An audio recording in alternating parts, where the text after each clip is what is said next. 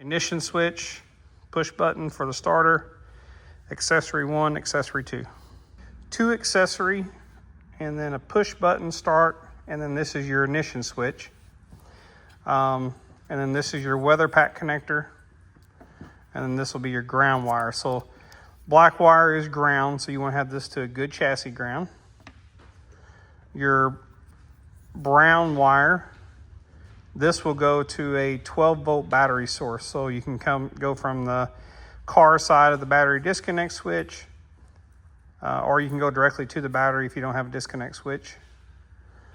This yellow wire, this goes to your ignition, so your ignition box. It can also power your gauge panel, your HEI, anything to do with your ignition. If you want to, like I said, if you want to have your wires or this switch power on your lights when you go to start the car, you could do that as well.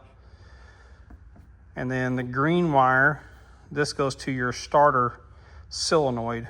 So you'll run from here to like a Ford style solenoid under the dash, or down on the starter solenoid on the starter itself.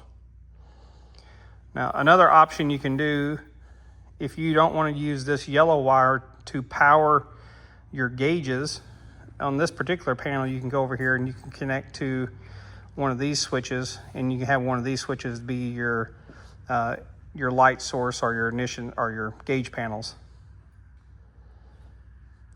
Now, on the starter button, this starter button will activate the starter solenoid with the ignition switch off. So this button's always hot the way it's wired right now.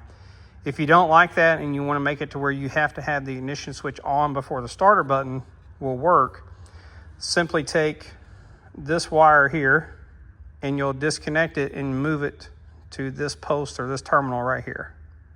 And that'll make it to where this button won't be hot unless you have the ignition switch on.